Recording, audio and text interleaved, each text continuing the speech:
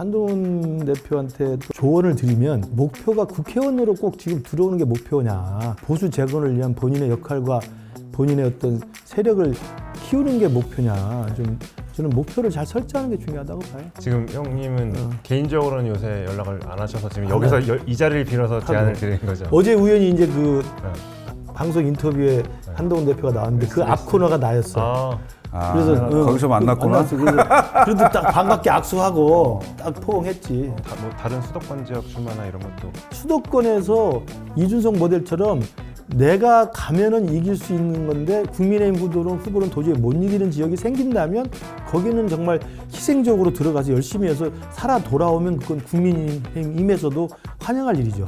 근데 그럴 만한 데가 지금 그건 안 모르죠. 보이는 네, 거죠. 지금까지는 안 보이죠. 편한 길 갈 거야. 왜냐하면 예.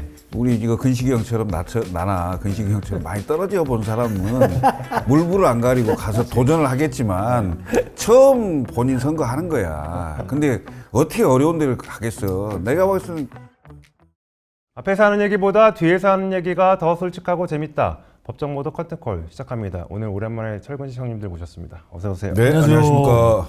한 달쯤 만에 본 것 같은데. 우리 없어도 뭐 조회수 잘 나오는 거야. 아니, 사정이 좀 있었어. 다시 빈번하게 모실 겁니다. 빈번하게 정기적으로. 그 이제 지방선거가 70일 앞으로 다가왔는데 일단은 먼저 이제 국민의힘 송파병 당협위원장이신. 네. 어때 분위기 어때요? 지금 구시의원 뭐 몇 명이나 되겠어요? 개판이죠, 뭐. 한마디로 개판이에요. 처음부터 세게 나오시네. 네, 개판이에요. 이게 이미 이제 우리 지역도 시의원, 구의원 이제 공천 접수 다 받았고 이번 주부터 이제 구청장 후보는 지난주에 일단 다 면접했고 이번 주에 구청장은 자격도 없잖아. 그 중앙당에서 면접했다고. 그러니까 시의원들 후보들 면접하고 그다음 이번 주 토요일 날 무슨 또 자격 시험도 보잖아요. 맞아요. PPAT. 네, 뭐 해요. 과목이 6개라네. 몰라 뭘 그러니까 했는데. 이준석 대표 때 만든 거죠. 그렇지. 그러니까 잘하시네. 똑같은 건 아니고 약간 변형돼서 비슷해. 그래가지고 뭐 이제 후보들은 열심히 뭘 지금 절차대로 하는데 구의원이야 뭐 되게 2인 선거구는 되니까. 근데 시의원 후보가 있어요? 우리는 있어요. 왜냐하면 다행이네. 현역의 시의원이 있으니까. 다른 강북이나 우리 당세가 약한 데는 시의원 후보 자체를 구하기가 힘들어요. 왜냐하면 나오면 100% 떨어지니까. 시의원은 제일 걱정이죠. 왜냐하면 이게 단순 다수 득표자를 하는 건데 지금 같은 상황에서 시의원이 이길 수 있을까라는. 현역 시의원이 어차피 떨어진다고 생각하고 구의원으로 출마하더라고. 그건 그래서 그건 공천 그 규칙 원칙에서 그 배제하는 걸로 해놨어요. 아, 그래? 네, 낮춰서 가는 건 안 된다. 아니 그러니까 높여 간다고 다. 아 구의원이 시의원으로? 아니 시의원이 구청장으로. 아 그렇지 뭐 그렇게 가는 건 되는데 시의원 하던 사람이 구의원으로 하는 건 안 돼. 근데 어쨌든 다 초상집 분위기고 그나마 이제 오세훈 시장이 좀 깃발을 들고 좀 싸워가지고 장동영을 좀 바꾸려나 일말의 기대가 있었잖아요. 근데 그거마저 별로 물거품이 되는 상황이어서 다들 지금 뭐 콧바트리고 있죠 뭐. 개혁신당은 어때요? 기초의원 뭐 한 100명. 우리는 이제 3인 선거구 중심으로 그렇지. 그러니까 전국에 한 400명 정도가 400군데 정도가 3인 선거구예요. 근데 뭐 한 일단 100명 이상은 지금 공천을 했고 계속 공천이 지금 우리 공간이는 상시 접수 상시 공천이기 때문에 계속 하고 있어요. 10차까지 했어요 벌써. 근데 그러면 지금 국민의힘이 떨어진 지지율을 개혁신당이 좀 받아주고 있는 건가요? 반사이익을 좀 반사이익까지는 아직은 아닌 것 같고 그래도 이제 우리는 일단 기초 뿌리를 좀 내리겠다는 취지로 이번 선거의 목표를 갖고 겸손하게. 겸손은 힘들어요. 내가 김호준은 아닙니다. 아 그렇게 나오네. 자 일단은 저희 국민의힘 얘기부터 좀 해볼게요. 일단 변화와 혁신 이제 추진이 어렵다면서 사퇴 의사를 밝혔던 이정현 공천관리위원장이 이틀 만에 돌아와서 김영환 충북도지사 컷오프 잘라냈고 부산시장 컷오프 주장하다가 박형준 현 시장이 망나니 칼춤이다 이렇게 반발하니까 경선을 결정을 냈죠. 그리고 지금 대구에서는 정치 신인을 공천할 거라는 얘기가 파다하면서 중진들이 반발하고 있습니다. 일단 이정현의 승부수를 어떻게 평가하십니까? 그래서 이정현 공관위원장이 저는 지난주 금요일 날 사퇴 의사를 밝히고 자명했잖아요. 그때만 해도 저는 좀 제가 참 당내 사정을 모른다는 생각도 드는데 일말의 기대가 있었어요. 아 이렇게 해서 장동혁의 뚝이 무너지나? 왜냐하면 장동혁 지도부가 붕괴하려면 공관위원장도 같이 그만둬야 되거든. 당대표가 임명한 공관위원장도 갈아줘야 혁신이 되고 변화가 되고 국민들한테 아 바뀌었구나 그렇죠. 실감이 될 거 아니에요. 그래서 아마 이정현 공관위원장이 정치를 오래 한 사람이니까 내가 먼저 퇴로를 열어주겠다. 난 이렇게 긍정적으로 참 내가 순수해. 낭만적이야. 이러니까 안 되는 거야. 근데 알고 보니까 정권 달라는 그렇지. 떼쓴 거였잖아요. 근데 알고 보니 그건 아니고 오세훈의 혁신이나 무슨 뭐 장동혁 지도부의 이선우태는 그건 일절 아무것도 아니고 내 마음대로 공천 칼날 휘둘려내니까 그 정권 달라는 몽리였던 거예요. 그리고 거기에 오히려 장동혁 지도부하고 더 의기투합해서 더 좀 편향적인 공천에 칼을 휘두르는 것 같아서 아 정말 이게 지난주 월요일이었잖아요. 의총에서 뭐 윤호개인과 절연하겠다고 그렇죠. 결의문 낭독하고 난리를 치고 저는 그래서 그것도 일말에 기대해서 그 다음날 제 지역구에 전부 현수막을 신속히 걸었습니다. 윤어게인과 절연결의 늦었지만 확실히 끊어내겠습니다. 김근식. 태극기 부대한테 전화도 받고 그랬어. 근데 지켜봐라 이제 이겨야 되지 않느냐. 내가 설득도 하고 그랬는데 제가 현수막 건게 지금 창피하게 됐어. 이거 도대체 당에서 뭐 하는 거야? 최고위원 떨어져서 나오면 할 말이 없는 거야? 그렇지. 이제 다음 이제 폭망하면 당대표 선거 나가야지 뭐. 아니, 내가 보니까 이정현 공관위원장은 생각이나 이런 게 나이대로 가는 것 같아. 너무 구태야. 그리고 본인이 아주 잘 나갔을 때, 보수가 아주 잘 나갔을 때 판을 끌던 사람이라서 그 생각에 젖어 있는 거야. 지금은 보수가 아주 불리한 상황이거든. 그러니까 불리한 선거에서 그나마 버티고 견디려면 경쟁력이 있고, 그 다음에 인지도가 높고, 그 다음에 현역 위주고, 뭔가 프리미엄이 있는 사람들을 좀 보호해주는 조치들이 필요해요. 근데 정반대로 하고 있어. 결국 완전 추풍낙엽이야. 승부수가 아니고 죽을 수야. 이분이 본래 이제 예전에도 제가 몇 번 뵌 적이 있는데 사심 있는 사람은 아니에요. 제가 느끼기에. 근데 굉장히 한번 꽂히면 좌우 보지 않고 직진하는 스타일입니다. 이분이. 그래서 순천에서 자전거 타고 대기도 하고 그런 거예요. 그러니까 스타일이 그러니까 어떤 스타일인지 조금 나쁘게 평가하면 열심히 일하면 별로 안 좋은 스타일이야. 무슨 말인지 알지? 목표와 방향과 노선을 잘못 잡은 데서 한번 꽂혀서 열심히 가잖아? 힘들어져요. 그런 스타일이라 좀 무섭더라고. 그래서 저는 금요일 날 그 사태 소동이 났을 때 제가 잘못 판단했고 다시 돌아와서 막 이렇게 칼날을 휘두르는 거 보니까 혁신, 그다음에 새 얼굴, 기존 현역 컷오프 이건 뭐냐면 인재들이 몰릴 때 하는 거야. 그렇잖아요. 그렇죠. 우리 당에 막 지지율이 높아가지고 서로 하겠다고 전국 8도에서 좋은 사람들이 서로 하겠다고 하면 정말 기득권보다는 새로운 인물로 뉴페이스로 가는 게 맞는데 지금은 나서겠다는 사람이 별로 없는데. 아니, 그러니까 어떤 인물을 내도 이길 가능성이 높으면 그럼. 참신하고 젊고 그럼요. 뭔가 이런 사람들을 내는 게 맞죠, 당이. 근데 지금은 후보 자체가 없고 큰 앞에서 나가는 사람은 좀 든든한 맛이 있어야 되잖아. 근데 그런 사람은 사전에 제껴버리면 상대가 얼마나 좋아하겠어. 그리고 이제 제끼는 걸 보면 부산시장 박형준 제끼려고 하고 서울의 오세훈 제끼려고 하고 그 다음에 또 우리 충북은 제꼈고 충북 이미 제꼈고 대구도 제끼려고 하고 이런 거 아니에요? 결과론적으로 해석을 하면 사감이 있는 것 같아요. 사감. 그러니까 이정현 공관위원장의 사감이든가 아니면 장동혁 지도부의 사감이든가 저놈은 내가 싫어. 저놈은 그동안 내 눈에 거슬렸어. 뭐 이런 게 있는 게 아닌가 싶을 정도로 너무 들쭉날쭉 원칙 없는 그냥 칼날이 돼버린 거예요. 내가 보기에는 뒤에 숨은 뒷배의 조종이 너무 센 것 같아. 제가 그거 여쭤보려고 했는데 주호영 부의장이 이제 방송에서 했던 얘기 같은데 이정현 이제 공관위원장을 고성국 씨가 추천을 했고 그리고 지금 고 씨는 또 지금 이진숙 전 방통위원장하고 지금 대구에서 뭐 함께 그렇죠. 선거 운동도 하고 있는데 결국 이게 이제 이진숙 후보 대구시장 만들려는 큰 그림이고 그 이유 중에 하나가 이제 한동훈 전 대표가 대구에 출마하지 못하게 하기 위해서다. 이런 얘기 하는데 어떻게 보세요? 뭐 그런 그림들을 많이 이야기를 하죠. 왜냐하면 이진숙 전 방통위원장 같은 경우는 그냥 국민들의 이미지는 전사라는 이미지가 있긴 하지만 그 똑같은 이미지가 겹쳐 있는 게 뭐냐면 윤석열의 여인이에요. 윤석열이 발탁해서 그냥 강경 무드로 민주당과 싸우고 윤석열의 충성을 다했던 느낌의 여자 후보거든. 그렇지 않아도 지금 대구 민심이 막 요동을 치고 있는데 정말 대구시장을 안정하게 당선권으로 가져가려는 건지 아니면 정말 윤어게인에 부합하는 사람으로 그냥 꽂아가지고 지지층 결집으로만 승부를 하려고 하는 건지 저는 이제 알다가도 모를 일이에요. 알다가도 모를 일. 근데 고성국 씨가 이제 유튜버이기도 하지만 또 정치 컨설턴트예요. 비즈니스 하는 사람이라고. 그러면 이 사람의 영향이라는 게 결국은 선거를 통해서 돈을 버는 사람인데 나는 굉장히 부적절하다고 생각해요. 지금 이진숙 후보가 대구의 시장을 다니면서 그걸 또 유튜브에 다 찍었어요. 찍어서 본인 유튜브에 올렸더라고 보니까. 이걸 주호영 의원이 보고 이게 말이 되는 소리냐 이게 지금.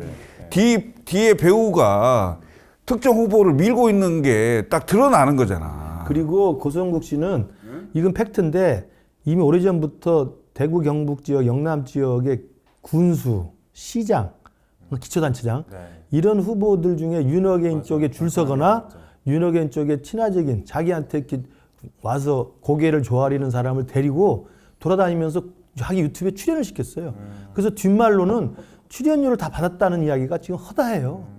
그 사람은 본래 그런 사람이라는 의혹이 많이 제기됐기 때문에 황교안이 당대표 할 때도 황교안과 경기도 동기동창이라고 얼마나 유세를 떨면서 그때 컨설팅 회사를 자기 동생 명의로 만들어서 엄청나게 수익을 냈다는 설이 파다해요.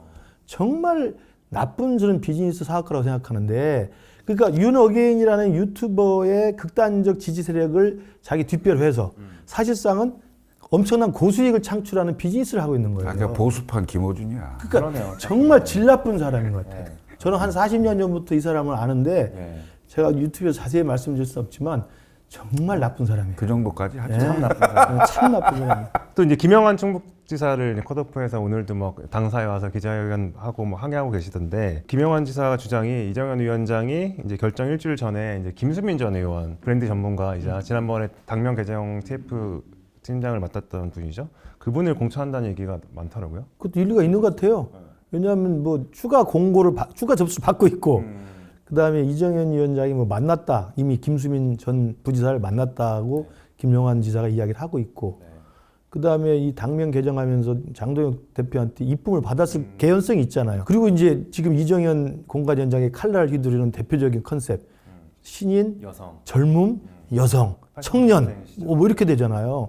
뭐 이걸로 밀어붙이려는 게 아닌가. 아니 그러니까 추가 공모를 한다는 것은 김수민 전 부지사는 공모를 안 했어요. 안 했죠. 안 했기 때문에 또 윤곽근이나 이런 분들은 공모가 돼 있어요.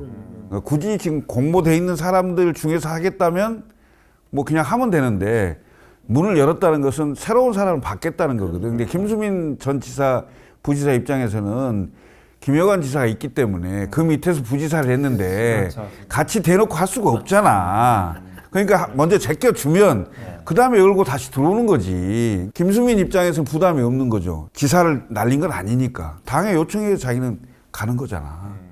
아마 그래서 김수민 설이 좀 설득력 있게 들려요. 물론 이제 김영환 지사도 이러저러한 흠집들이 있죠. 그게 이제 오송 참사. 그다음에 무슨 뭐 돈 받았다는 거. 금품 수수도 있고 뭐 흠집도 있고 또 사법 리스크가 있어요 제법. 그래서 이제 그거가 이제 시비가 될 수가 있는데 물론 이제 아까 말씀한 대로 경선 과정을 통해서 당원과 국민들이 평가하도록 해주면 되는 거고. 그리고 왜냐하면 지금 우리 당이 워낙 지금 침체돼서 지지율이 바닥인데 어떻게든 경선으로 흥행이라도 해야 관심이라도 끌 거 아니에요?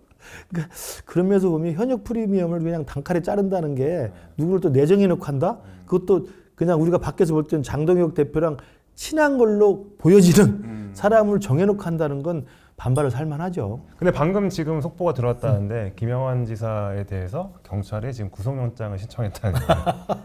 그럼 이게 장동혁 지도부랑 경찰이 짜고 치나? 알고 있었나? 내사나 진행 중이었던 거지. 그다음에 일단 수사 상황이 어느 정도는 당내에서는 좀 알고 있었다라고 볼 수 있고 아니면 그 경쟁자들이 이런저런 투서를 많이 넣잖아요. 그러니까 그런 거에 대한 구체적인 어떤 뭔가 사실관계를 좀 확인하지 않았을까. 뭐 공교롭게 그 어제 컷오프하고 오늘 구속영장이 뭐 청구되니까 이게 여당이었으면 짰구나 이렇게 할 수 있는데 야당이라서 그것까지는 좀 너무 오바인 것 같고 그래도 결과적으로 잘 고른 거네요. 그러니까 장도혁 지도가 고민을 많이 한 것 같아. 그러니까 서울의 박수민, 충북의 김수민 같은 경우는 지금 김영환 만약에 현 지사가 저렇게 구속영장이 청구돼서 만약에 구속이 돼버리면 결과적으로 잘 고른 거지. 그리고 또 하나는 이제 우스갯소리로 그 이번에 공천 신청한 사람이 윤희근 전 경찰청장 있잖아. 이게 경쟁자잖아. 거기서 또 찌르거나 뭐 채널을 이용해서 야, 좀 어떻게 해봐. 이랬을 개연성도 배제하기는 어렵다라고 감히 말씀드릴 수밖에 없는 상황이 될 수밖에 없지 않나 싶어요. 근데 거기에 또 저 어쨌든 후보 중에 한 명 중에 이제 윤석열 전 대통령 변호인의 윤곽근 변호사도 있는데 거기는 컷오프 시켜야지. 그 김수민 고르고 그래도 박수민 고른 거 보면 지난주 월요일 날 그래도 의총에서 결의문 읽은 게 창피하지도 않으려면 윤곽금 정도는 컷오프 시켜야죠. 그건 형 생각이야. 내가 보니까 희망을 자꾸 당의 결정처럼 얘기를 해. 정치학자 출신 낭만 꼰대로서 정치를 옳은 방향으로 가야 된다는 목표를 정하고 그 길로 가는 것이지. 아니 사실관계를 현실에 정확히 추종할 필요는 없는 거야. 사실관계를 정확히 얘기하라고. 아니 근데 그러니까 이장우 위원장이 이준석은 또 공천하잖아요. 근데 왜 그건 윤곽근은 왜안 한동훈을 돼? 안 주려고. 아 그거는 다른 얘기구나. 그건 제일 큰 목표잖아. 아, 그렇죠. 한동훈한테는 자라갈 거라 주지 않는다는 게 1순위고. 1순위고 두 번째가 그렇죠. 이제 가급적이면 젊은 절윤 쪽으로 해서 젊고 한다. 이제 신선한 뭐 세대 교체를 그런 것 한다. 같아. 그러니까 남양주에 모여서 소맥 먹으면서 고민 많이 했네. 그래도 고민한 흔적이 보인다. 네. 아니, 사실 가장 중요한 게 이제 오세훈 시장이 어떻게 하느냐인데 이제 지금 녹화 기준으로 오늘 이제 3시에 입장 발표한다고 하는데 제 느낌상은 뭔가 아무래도 접수 안 할 것 같은 느낌이 아니 이미 오세훈 당신한테는 꽃가마 태울 수 없다라는 걸 플랜 B가 있다고 지금 얘기 나와. 박수민 지금 의원이 나온다는 건 오세훈은 아웃이다라는 걸 명시적으로 얘기하는 건데 이 상황에서 과연 오세훈 시장이 제기하는 혁신선대위는 다른 표현이야. 장동혁의 이선 후퇴를 얘기하는 거거든. 안 받아줄 것 같아. 근데 적어도 현직 오세훈 시장의 이 면을 세워주는 페이스 세이빙이라고 하잖아. 면을 좀 세워주는 최소한의 반응이라도 있으면 어떻게 좀 접수를 할 생각이 있었던 걸로 저는 알아요. 제가 어제 오늘 분위기를 제가 타진해 보면 오세훈 현직 서울시장이 접수를 할 수 있는 면은 세워줄 정도는 바라고 계속 물밑에서 조율을 한 건데 난데없이 우리 플랜 B가 있다.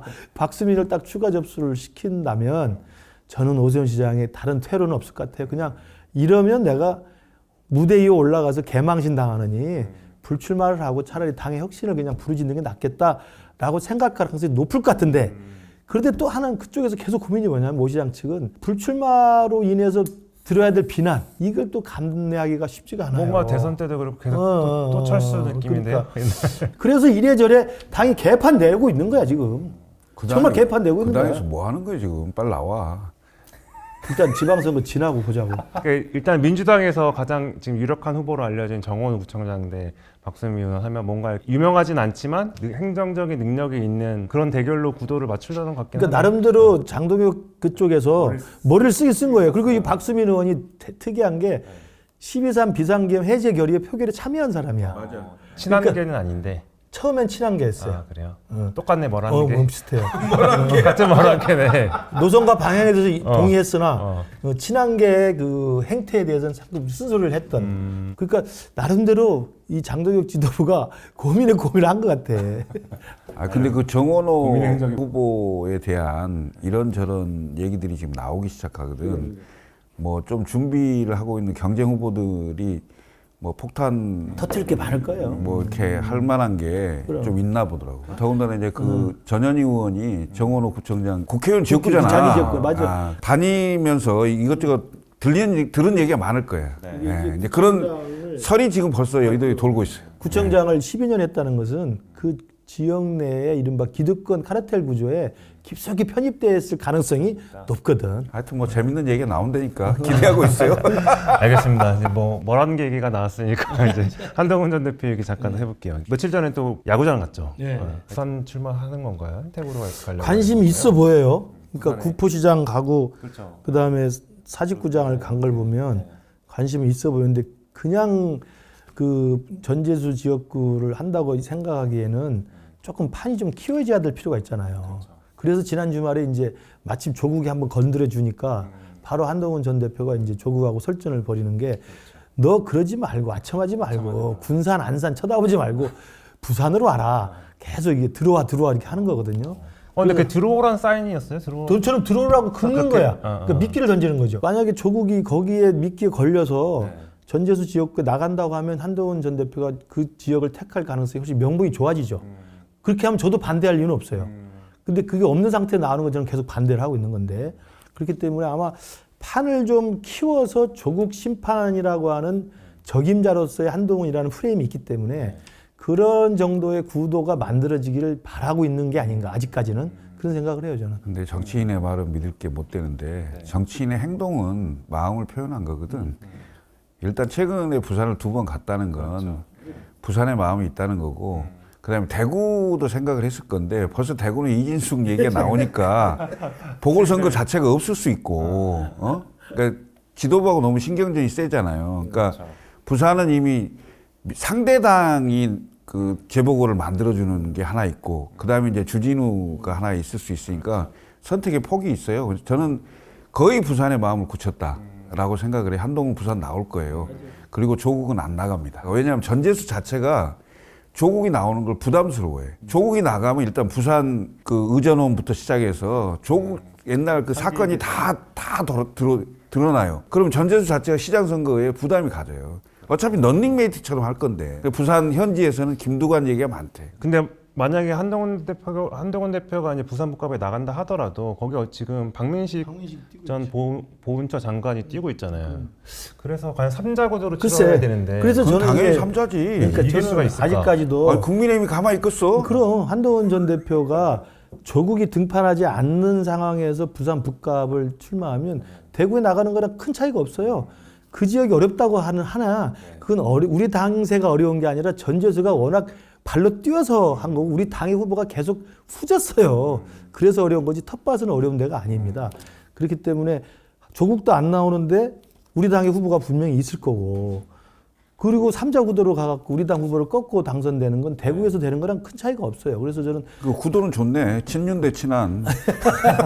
근데 그걸 저는 권하고 싶지는 않고 한동훈 대표한테 또 조언을 드리면 목표가 국회의원으로 꼭 지금 들어오는 게 목표냐 이번 지방선거 판에서 아니면 계속 이야기하는 것처럼 보수 재건을 위한 본인의 역할과 본인의 어떤 세력을 키우는 게 목표냐 좀 저는 목표를 잘 설정하는 게 중요하다고 봐요. 지금 형님은 개인적으로는 요새 연락을 안 하셔서 지금 여기서 이 자리를 빌어서 제안을 드리는 거죠. 어제 우연히 이제 그 방송 인터뷰에 한동훈 대표가 나왔는데 그 앞 코너가 나였어. 그래서 거기서 만났구나. 그래서 그래도 딱 반갑게 악수하고 딱 포옹했지. 그러면은 뭐 다른 수도권 지역 출마나 이런 것도 수도권에서 이준석 모델처럼 내가 가면은 이길 수 있는 건데 국민의힘 후보는 도저히 못 이기는 지역이 생긴다면 거기는 정말 희생적으로 들어가서 열심히 해서 살아 돌아오면 그건 국민의힘에서도 환영할 일이죠. 근데 그럴 만한 데가 지금 그건 안 모르지 보이는 뭐. 예, 거죠. 지금까지는 안 보이죠. 편한 길 갈 거야. 왜냐하면 예. 우리 이거 근식이 형처럼 나나 근식이 형처럼 많이 떨어져 본 사람은 물불을 안 가리고 가서 도전을 하겠지만 처음 본인 선거하는 거야. 근데 어떻게 어려운 데를 가겠어. 내가 봤을 때는 해운대 생기면 해운대 바로 갑니다. 근데 만약에 영남에서 그 3자 구도로 국민의힘 후보를 꺾고 무소속으로 당선이 돼서 국회로 들어온다. 그 뒤로 보수 재건을 위한 지도자 또 우리 국민의힘의 대체제 이게 될 수가 있을까? 저는 좀 오히려 득보다 실이 많을 수 있다 생각이 들어요. 그럼 마지막으로 한 가지만 더. 부산에서 한동훈과 조국의 빅매치가 성사될 것 같아요? 안 될 것 같아요? 안 되죠. 조국이 쫄보예요. 한동훈은 그래도 결기라도 있어. 조국은 무조건 군산 아니면 안산이야. 안산에 조국 혁신당의 그 당원들이 성명서도 냈어. 안산으로 와라.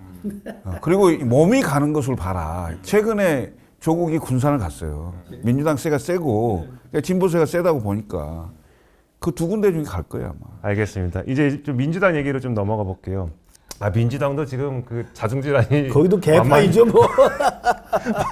개판이에요. 다 개판이네. 정치권이.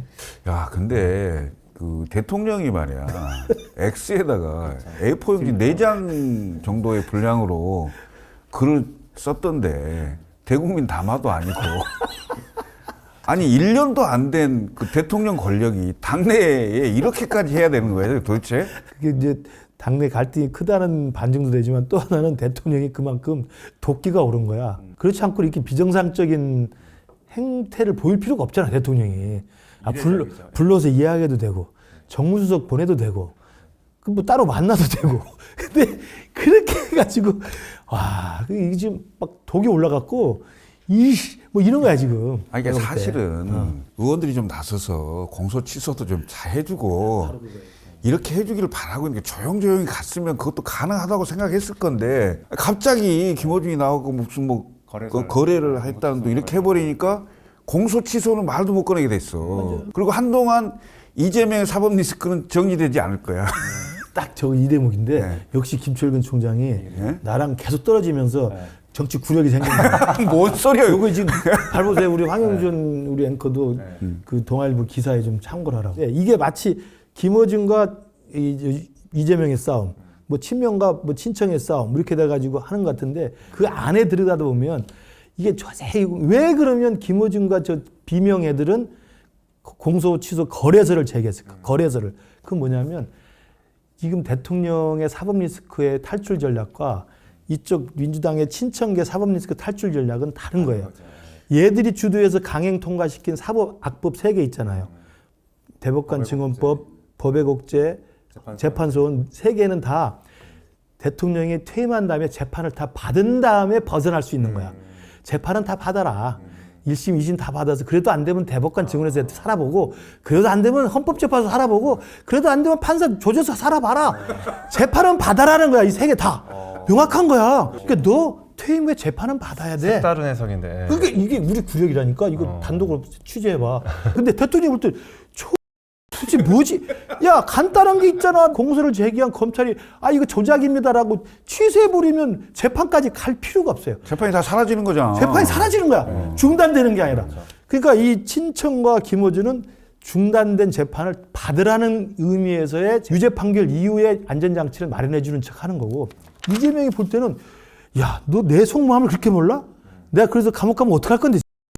그러면 알아서 공소 취소라는 가장 간단하고 손쉬운 방법 있잖아요. 그렇게 해서 사실은 공소 취소 모임을 맞는 거 아니야. 그럼 대통령의 뜻이거든. 근데 어느 날 갑자기 이 공소 취소를 이야기하는 건 검찰 살려주기 위한 것과 거리가 있다. 이건 이재명이 열 받을 만하죠. 저는 그래서 이재명의 이 사법 리스크 해소는 재판을 안 받는 걸로 해소하고 싶어 하는 거고 친청과 이 친문에서는 재판은 받아보세요. 알아서 살아나세요. 이거야. 이거 건널 수 없는 강이에요. 거기다가 이제 조금 더 가면 이건 이제 후계 구도하고 맞물려 있거든. 그렇죠. 왜냐하면 이재명이 후계 구도는 자기를 좀 털고 나야 자유롭게 할 수 있는 거고 이게 묶여 있으면 그렇지. 이른바 김어준과 친청 애들의 세력이 필요한 거야. 그러니까 그 필요성을 끊임없이 부각시키기 위해서 공치 뭐가 하려고 하는 것을 못하게 하려고 하는 거지. 그러니까 이건 후기하고도 관련이 있어요. 근데 왜 김어준이 이렇게 욕먹을 것을 예상을 했으면서도 거래서를 주장했을까? 김용민과 이 강경파들은 왜 검찰을 살려준다고 계속 긁을까? 검찰과 거래했을 것이다. 거래를 통해서 공소시효를 하고 싶을 거다. 그건 안 돼. 재판을 받아. 이거거든. 이게 정말 차이가 나는 거예요, 이건. 그러니까 후계구도 영향력을 이재명이 아니고 김어준이 하겠다는 거야. 그러니까요. 그러니까 이번 이런 현상을 보면은 정청래, 김어준, 조국대, 그렇죠. 이제 이재명, 김민석 이 구도가 확실하게 이제 나눠져가지고 이제 후계까지 연결이 되는데 또 재밌는 게 대통령이 김어준 씨를 향해서 어쨌든 이렇게 공격을 했잖아요. 근데 같은 날에 또 김민석 총리도 미국에서 새벽 시간대에 똑같이 글을 올려가지고 네, 반박을 했어요. 그러니까 저는 이게 너무 재밌더라고요. 이재명 대통령 입장에서는 하나 카드가 더 생겼어. 송영길이 돌아오거든. 지금까지는 김민석을 대항마로 좀 내세웠는데 실제로는 송영길이 이제 내가 보기엔 어떤 식으로 돌아올 거거든. 원내 들어온 상황이 되면 돌이 하나 더 생겼어요. 이게 합치거나 역공을 하거나 다른 데로 빼거나 이렇게 하면 훨씬 운영의 폭이 넓어졌어요. 그래서 여기서 지금 정청래가 송영길을 개항을 둘 거냐, 연수로 보낼 거냐, 아니면 아예 호남으로 보낼 거냐, 이런 고민이 굉장히 복잡할 거예요, 사실은. 그리고 재밌는 게 이재명 대통령이 이제 정청 내 대항마로 지금 카드를 쥐고 있는 김민석과 송영길은 다 감옥 갔다 온 사람들이에요. 이게 다 묘한 공보무식이 있는 거야. 야, 뭐 재판 다 받아도 고생 직설이 하려고 보다는 공소취소를 깔끔히 끝내자. 너희들 왜 개기는 거야? 사법, 악법 3개 통과시키려 하지 말고 검찰만 잘하면 돼. 공소취소 시키자. 이거 3명이 공감대가 이루어진다니까. 감옥에 갔다 온 사람들하고 안 갔다 온 사람 차이가 있어요. 아니, 그러기도 하고 이제 야당 대표일 때는 칼 끝에 서 있었잖아. 칼자루를 쥐었어. 검찰을 마음대로 가장 잘 되는 칼을 휘두를 수가 있는데 간단하게 얘기를 그것도 모르면서 왜 그러니? 왜 내 마음을 모르니? X에다 그렇게 길게 쓰는 거야. 그렇지. 니들 내 말을 좀 알아들어. 좋은 방법이 간단한 방법인데 왜 이렇게 어렵게 이렇게 되는 거야 지금. 하여튼 그래가지고 어쨌든 중수청 공소청법 가지고 이제 갈등이 있다가 이제 오늘 이제 정청래 대표가 이제 긴급 기자회견 열어가지고 수정안을 이제 받아들이긴 했는데 나름대로 당에서 이제 의견을 낸 거를 그러니까 당정협의안이라고 표현했던 것 같은데 조금 다시 약간 화합 모드로 봉합 모드로 가는 것 같기는 한데 봉합은 안 되고 일단 현직 대통령이 1년도 안 돼 있는 살아있는 권력인데 아무리 집권당 대표고 그다음에 개딸들의 지원이 좀 있다고 해도 고개를 들 수가 없어요. 일단은 수구리 하면서 약간 시간을 더 버는 그렇죠. 뭐 이런 거지 절대 봉합하고 굴복하고 거기 따르고 하지 않을 거예요. 근데 일단 거래소를 터뜨려서 대통령도 이제는 면이 있기 때문에 낯짝이 있기 때문에 공소취소를 추진하기가 어려워 이제. 그건 혁혁한 성과야. 그렇지. 왜냐하면 이재명 이런 큰 난리가 났는데 한 몇 달 지나서 공소취소를 하면 안 될까 이렇게 어떻게 말을 하냐. 그래도 지금 국정조사는 어쨌든 그것도 제가 볼 때 하는데. 동력이 쉽게 나타나기 쉽지 않아요. 왜냐하면 일단 대통령이 바라는 대로 검찰의 길을 살려주는 검찰 개혁원으로 가잖아. 그런데 공소취소를 서로 이야기 또 해? 그럼 얘들 살려주고 뭐 대가가 또 있는가? 이렇게 안 할 수가 없다니까. 그 프레임을 김어준이 절묘하게 짜놓은 거예요. 근데 지금 사실 김어준 씨는 결국 그 거래설에 대해서 방송한 거에 대해서 주장했던 장인수 전 기자는 이제 고발당하고 했는데 본인은 일단 사과도 안 했잖아요. 사과도 안 하죠. 네. 어쨌든 굽히지 않겠다는 거잖아요 지금. 그럼요. 대통령까지 나서서 이렇게 이야기하고 그다음에 김민석 총리가 이렇게 막 설전을 벌이는데도 김어준은 끄떡도 하지 않습니다. 유감이다, 송구스럽다는. 아유 표현도 그런 말 안 해요. 절대 안 하고 오히려 장인수 고소 고발하고 뭐 이렇게 하니까 아니 그 사람이 특종 터트리는 것을 동접자가 너무 많아서 우리 매체에 와서 한다는데 그건 우리가 왜 그게 문제가 되는 거예요? 그렇죠. 우리가 너무 잘 나가는 건데 그리고 해봐 그럼 무고죄로 다 없애버릴 테니까 이런 식이에요. 그러니까 정말 이 물러서지 않는 이런 게 있어 얘는. 그러니까 뒷배에 아직도 동접자가 20만이라고 하는 큰 그 세력이 있다고 믿기 때문에 오히려 더 세게 나갈 가능성이 있어요. 아니 근데 나는 시작됐다고 보는데 그리고 이게 시간이 좀 가면 김어준이 버티기 힘들 거예요. 그 세무조사 들어가면 되지. 그러기도 하고 내가 매번 방송 얘기하잖아. 문재인과 이재명은 다르다. 이재명은 한다. 이재명은 합니다. 이재명 합니다. 그래서 세무조사도 하고 그래서 가짜뉴스 유포했다고 허위사실 뭐 이걸로 또 하고 최근에 민주당이 통과시킨 법 있잖아. 네, 할 겁니다. 그럼. 네. 이번에도 어쨌든 그럼 대통령이 이번에는 이겼다. 이재명 대통령이 무서운 게 그 독하고 용서치 않는 것도 있지만 이가 이야기 좀 새는 이야기지만 박용진 비명은 총리급 무슨 부위원장을 시켜주잖아. 그게 만약에 포용의 정치라고 한다면 이번에 안산 자리난 데가 전해철 지역구예요. 그러면 전해철을 해주면 가장 감동적인 포용이 되는 거야. 본인도 기대하지 않고 있을 거예요. 근데 전해철은 절대 용서 안 해. 왜냐하면 사감이 있거든. 그러니까 그런 독한 게 있어요. 그러니까 지금 이미 정청래하고 김어준에 대해서는 사감이 쌓이고 있는 거야. 그게 분명히 있기 때문에 독한 게 있고 또 하나는 그런 그 원한 구도와 대결 구도를 잘 포장을 어떻게 하냐면 실용적인 대통령과 탈레반 강경파 이렇게 돼 있어요. 그 구도를 잘 이끌어가는 거야. 야 나는 실용인데 얘들은 아니 탈레반식이네. 대통령은 메시지 하나만 내면 다 뉴스가 되고 전국에 다 언론에 퍼지기 때문에 뭐 메시지 정치를 얼마나 할 수 있잖아요. 그 포장하에 사실은 숨막히는 권력 투쟁이 있는 건데 이걸 잘 이용하는 거죠. 사실 그 유이재명이라는 표현이 등장하고 그거죠. 한 것도 마찬가지. 그게 분리시키는 실용이야. 지지층의 이제 분화. 나는 일을 하려고 하고 나는 실용이고 중도층까지 포괄해야 된다라는 걸로 포장을 하는 거 이쪽은 완전 탈레반, 또라이, 강성파 이렇게 돼 있는 거예요. 그걸로 구도가 되니까 지금 연전연패지 청청래가. 실제로 기다렸지. 이재명 대통령이 초반에 모두의 대통령이 되겠다 하면서 이른바 그 운동장을 중도 보수까지 쫙 넓히는 작업을 했고 당에서 하는 거에 대해서는 당 대표는 당 대표 역할이 있고 대통령은 대통령 역할이 있다 하면서 기다렸단 말이야. 그 기다리는 순간이 왔죠. 그 온 게 대북송금 변호사를 2차 특검에 후보로 추천한 거잖아. 그러니까 이 전준철인가. 실수하기를 기다리고 있었던 거지. 그러니까 그걸 딱 잡은 거야. 거기서부터 당을 완전히 딱 제압하고 들어간 거거든. 그다음에 합당도 없어.